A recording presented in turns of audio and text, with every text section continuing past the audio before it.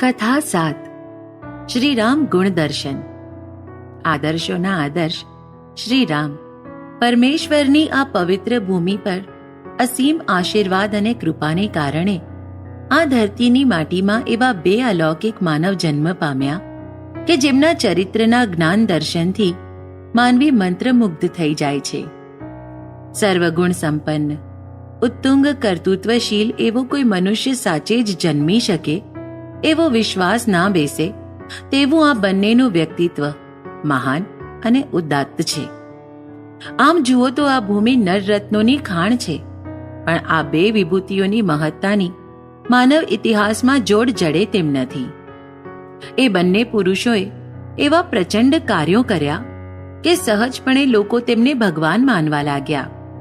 આજે હજારો વર્ષ વીતી ગયા હોવા છતાં જનતાના માનસ પર તેમની મોહિની કાયમ છે. એ બંને નરયુગ્મ એટલે વૃષ્ણી કુળમાં જન્મેલ વસુદેવ દેવકીના સુપુત્ર ભગવાન શ્રી કૃષ્ણ અને ઇક્ષ્વાકુ કુળમાં અયોધ્યા નરેશ દશરથ તથા કૌશલ્યાની કુખે અવતરેલ પ્રભુ શ્રી રામચંદ્ર.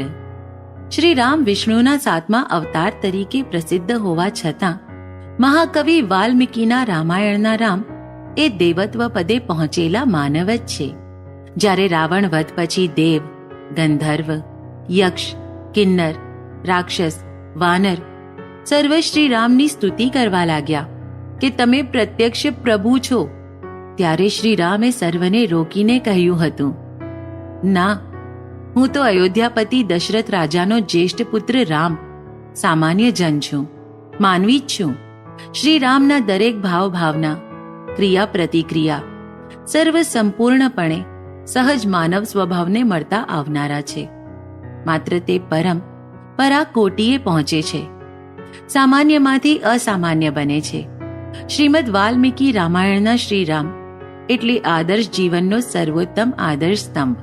મનુષ્ય કઈ રીતે વધુને વધુ ઉત્તમ પ્રકારે જીવન જીવી શકે તેની સીમા દર્શાવે છે મર્યાદા પુરુષોત્તમ શ્રીરામ.